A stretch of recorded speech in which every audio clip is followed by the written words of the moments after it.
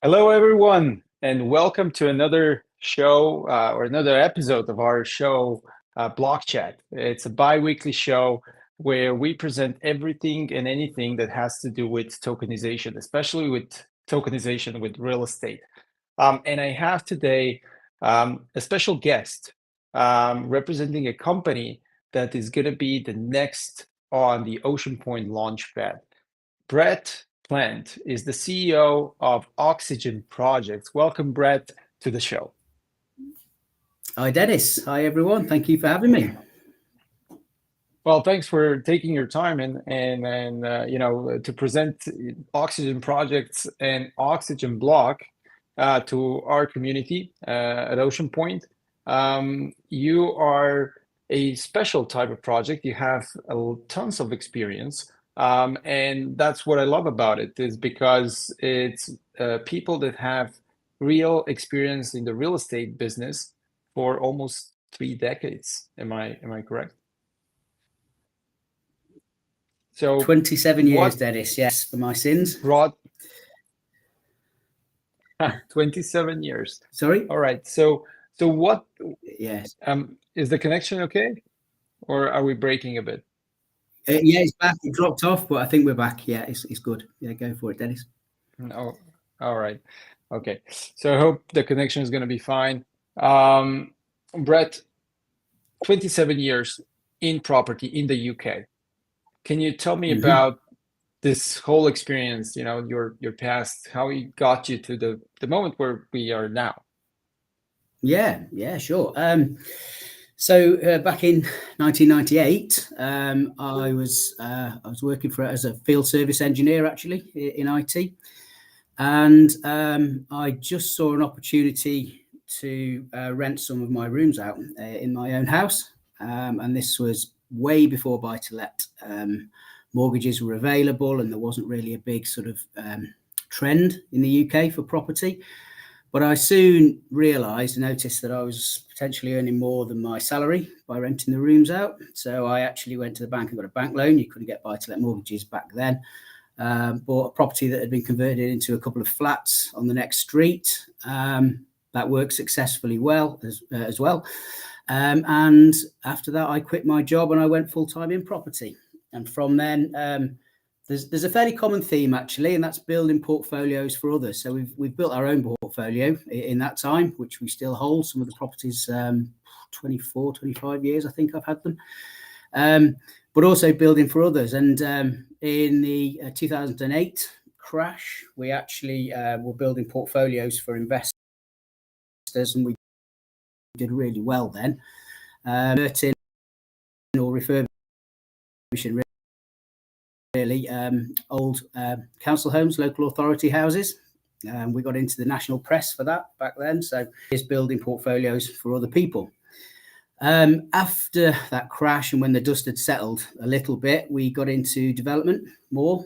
And it was around about 2012 that we got into development, which sort of by chance at the time happened to be supported living and social housing, a form of social housing, which we'll come on to in a little bit. And we built a block of apartments, developed it new, a small block at the time. It was our first one for the 4 apartments, but it was next to a regional headquarters of a housing association. And I knocked on the door and said, if we build these flats, would you be interested in renting them or buying them? And they were. So we kind of went through the journey with those guys, and we learned a lot in doing that. And it sort of peeled back the veil a little bit of what that industry looks like, because it's quite specialist. And from then on, we've just ramped it up and stayed more and more in that industry, really. We think it's a great investment. We think it's a great sector to work in. It's full of a lot more of a professional feel. There's a lot of corporate structures to work with. And there's certain concessions and benefits that you get with working in that sector. So it's something that we've sort of ramped up since then, and we're still very active in it now. And that's developing our own projects and properties. Land is something else that we do a lot with housing associations in the UK, possibly not something that we're doing straight away with you guys and Blocksquare, but just giving you a feel of what we do. So where we get planning permission on a certain piece of land, and then we'd sell it, and we'd work with the housing association to build the properties out, and they go on to own them. And in a way, that's another form of portfolio building. We're doing all of the work for the end user, which is the housing association in that side. More of the supported living projects that we're involved in were previously owned, or still are often owned, by REITs. But we'll come on to this, I'm sure, and that market's changed a little bit, and that is really where this opportunity is, I think, now for tokenization and taking this kind of property into a wider audience. So that's been my journey, very in a real nutshell, over all those years. We have tried other sectors like serviced accommodation and maybe HMOs, which some of you guys may be familiar with.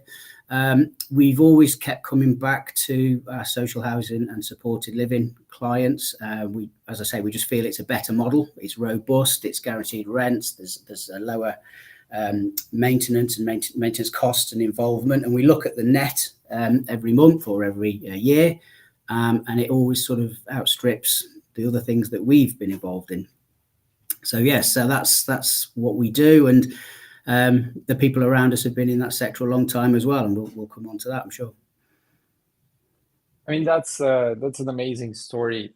Like, in 5 minutes, you've been able to drive us through your whole career, in terms of property, right? In terms of property, and it's an evolution, right? But the interesting part is that you mentioned you keep coming back to social housing, and I guess, you know, the reasons why you mentioned them, and from the perspective of, you know, the project that you're doing, the focus where it's going to be at the beginning, it's exactly social housing, right? Tokenizing some of the units that you guys already have in your portfolio. And I always say, running a marketplace, tokenized property, or whatever type of marketplace, is about supply and demand, right? And a lot of times you see projects that don't have neither one, nor the supply nor the demand. So they need to build up a pipeline for the supply side, and then start attracting the demand side. You can't open up shop if you don't have goods to sell. Now, you guys don't have that issue because you have your own portfolio. You're going to tokenize the portfolio, and that part is basically the starting point. Then when you have supply, anybody can come into your shop and start looking at through what you have available at the time and decide to make a purchase. When it comes to investment, it comes to building trust relationship over a long period of time. So I guess that's also one thing that you guys are bringing on board.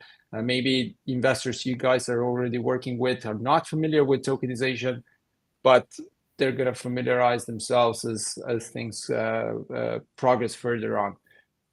But I always think taking the leap of faith, going from traditional to tokenization, what happened in your journey that got you to say, we are going to tokenize our portfolio? So we've been working with investors, as you say, and that's been since about 2010, where we've shared equity. We've done JVs in some of the developments, which are common structures in this world. The landscape's changed a little bit with the way REITs operate and purchase and what they're doing at the minute in our sector. And like everything, things change. And whilst they're regrouping and restructuring, there's this whole other world of tokenization that's evolving and growing. And obviously, you know, you're at the forefront of this. The difference with tokenization is that the individuals, it's a lot more accessible to individuals with a more, entry level amount to invest in. A lot of our projects, because you have to sell a whole block in one, for example, in traditional terms, you can't just buy one apartment, you'd have to buy the whole block. And obviously that's where REITs can afford it, but not an individual. And I think the way the world is moving and the opportunities that sit here are going to be of interest to a wider audience. When you think about what tokenization does, is you can spread your risk as an investor. You can spread your risk across the world, or if you wanted to remain in the UK, different types of properties. And I feel this specific type of property investment is a really solid foundation for any investor. And I want us to share what we've been doing, sort of not behind closed doors. It's quite a it's a specialist sector, really, and I just want to, as I say, unveil that, explain to investors what they do, and when they know they can invest it at an entry level amount, get some confidence with what we're doing, I'm sure they're going to build up and invest more. So we're in an opportunity now where we can get that exposure to a lot of people, and people can enter at a price they're comfortable with, but get the benefits and see how we grow. So I think tokenization now is just at that point. I think you've done a lot of hard work to get the exposure. The world is sort of waking up to this whole real world assets industry. And we think the timing is perfect for that, for what we do, as in there's a transition in our sector of traditional finance, and this sector is really opening up. And as you've been saying, you've been doing this in a way for almost 3 decades, right? You've built up portfolios for yourself, and then you've grown the business into building portfolios for others. And those others are investors, as you said, with the minimum ticket is buying a block, right? Which means the investors you can talk to have a specific type of investment appetite, let's say.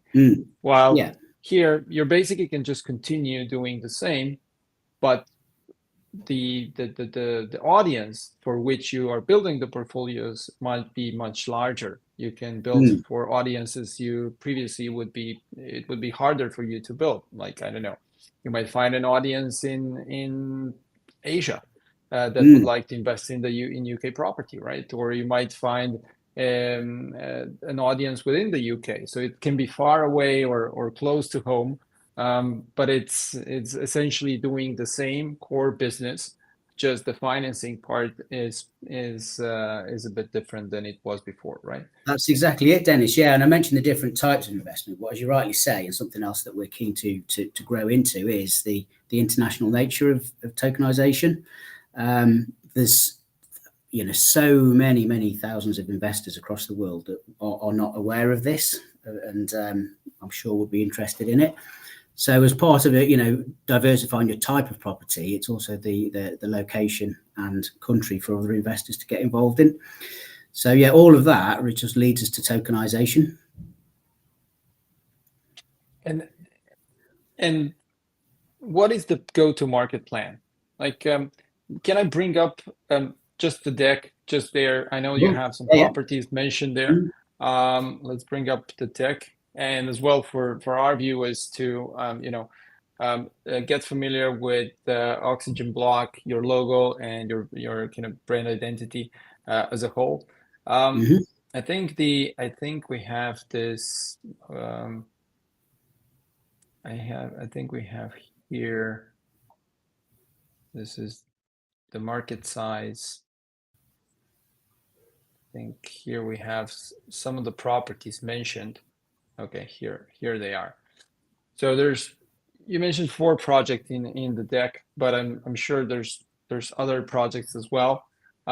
Usually its typical size is somewhere around 500,000, right? What kind of property is this? I would assume that this is properties that you guys already manage and you have in the portfolio. Yeah, so we've ring-fenced a number of properties for tokenization. We've got 3 phases really in our business plan, and this is phase 1, which is a proportion of the equity in the properties that we already own. And it's really a pilot, I suppose, Denis, you could see it like that. We want to use our properties, not put them at risk as such, but there'll be, like with anything new, there'll be some sort of ebbs and flows and some tweaks. And if we control all of the elements, then that's fine. So we've got a hybrid model. So we do have primary debt on these. So we have mortgages on these properties. And this is a proportion of remaining equity. Slightly different properties as well. So again, we want to gauge appetite and see what's going to be most popular, I guess, with investors. All of them give sort of solid returns, different types of property in slightly different areas. So yeah, it's sort of a pilot. We'll find our way, and from this, we're going to build on that. So project one is a block of apartments, Wood Street. It's 11 apartments with a 10-year lease, but actually it's a 40-year potential contract with the local authority. So that is established now. The rent is coming in. We finished the build on that November last year, I think it was. So yeah, that gives you, it's freshly converted property. It was a business centre. We've created 11 apartments. It's a supported living facility is what it's termed as, which is a kind of subcategory of social housing. So it has a care company that is there. It's adult social care. And the care company are there on site. So whilst it's 11 apartments, there's also staff quarters, kitchen, offices, meeting rooms. So it's kind of a care facility, if you like, but it's paid for by the local authority. As I say, there's a 10-year lease on that. Rent is rolling in at the moment.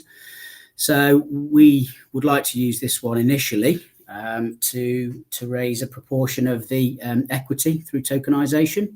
We think it's a great scheme. Well, I know it's a great scheme.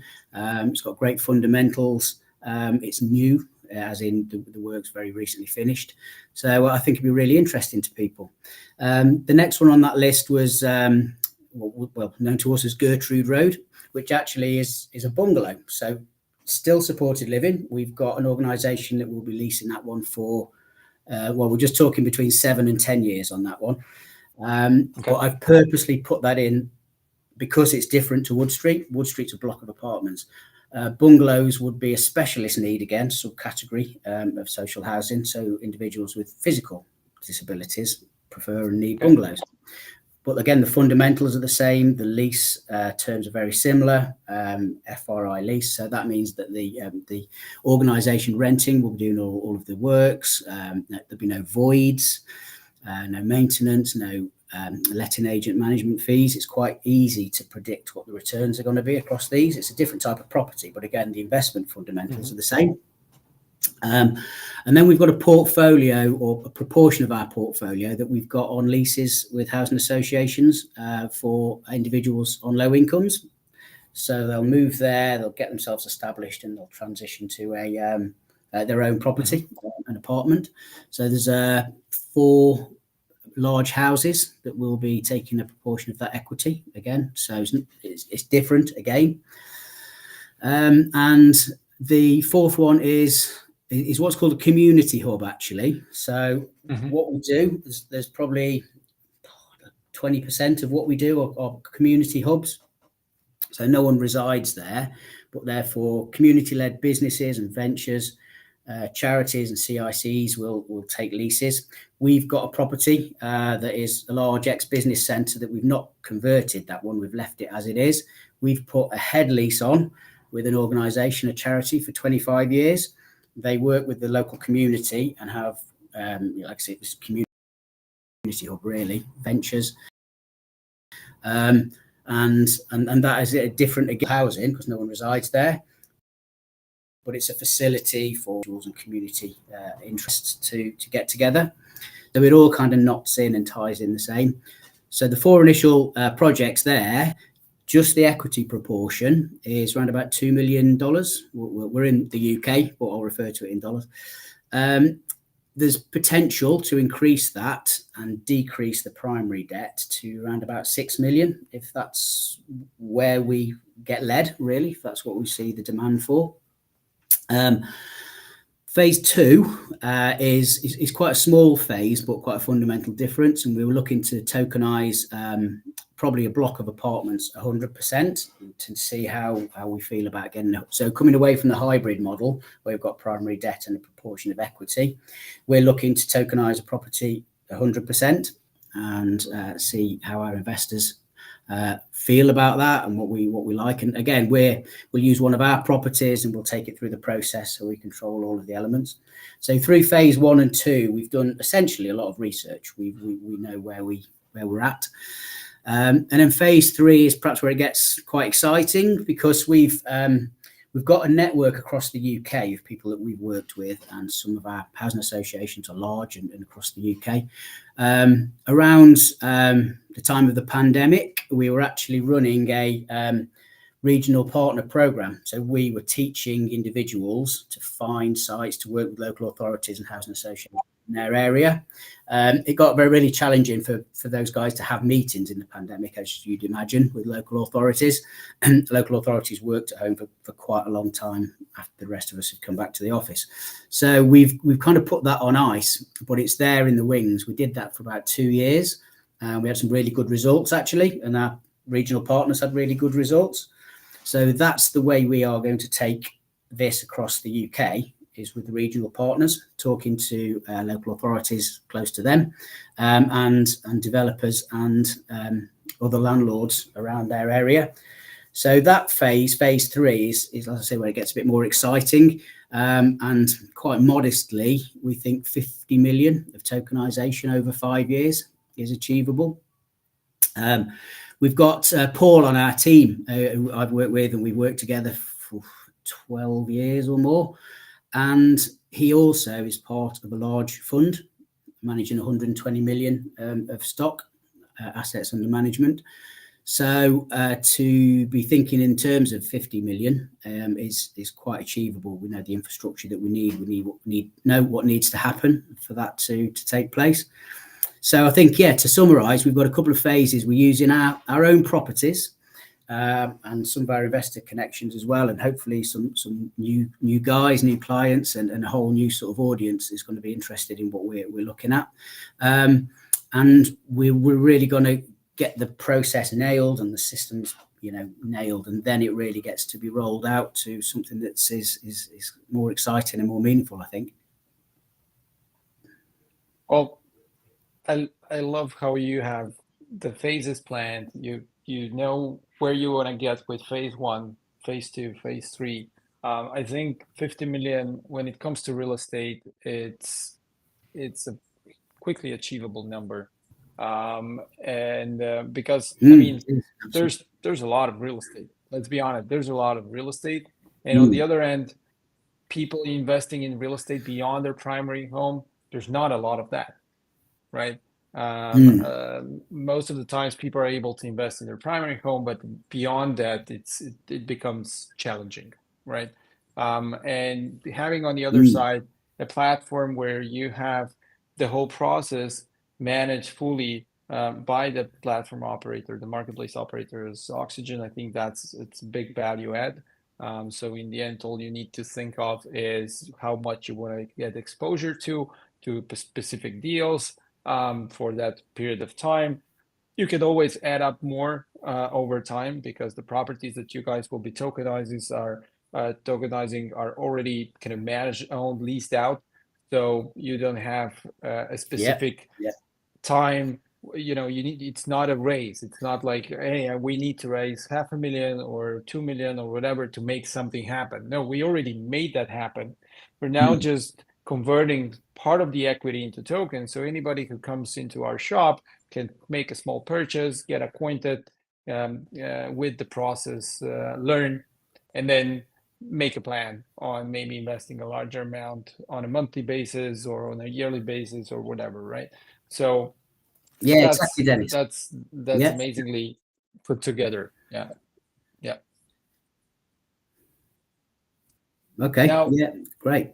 So it's very exciting, and that ties in with what we were saying about tokenization and getting it out to that wider audience. Sorry, you're just breaking up a little bit there, Denis. There's a bit of lag between with our connections. It seems there's a bit of like 15 seconds difference between my message getting to you and back. Hopefully our viewers are still able to kind of follow us, follow our discussion. Here I wanted to maybe touch upon the launchpad itself, right? So basically, you guys, you were contemplating either we do it directly, we go to Blocksquare, we set up the marketplace with them, etc. Then we kind of directed you guys towards the launchpad, because we believe that the exposure you guys can get through this process is valuable. It might be even more valuable than just simply, coming to us, setting up a marketplace on a regular contract basis. Going through the launchpad gives much more to our community as a whole. And so I wanted to talk about the Launchpad campaign itself. It's this Monday Mhm. that it's starting. So everyone in our community, make sure to prepare your BSD, get ready for Monday. The last Launchpad campaign was over within an hour and a half. It was Yeah, incredible. Vera Group Yeah, from amazing. the US. They made a new record. There was so let's see what happens with this one.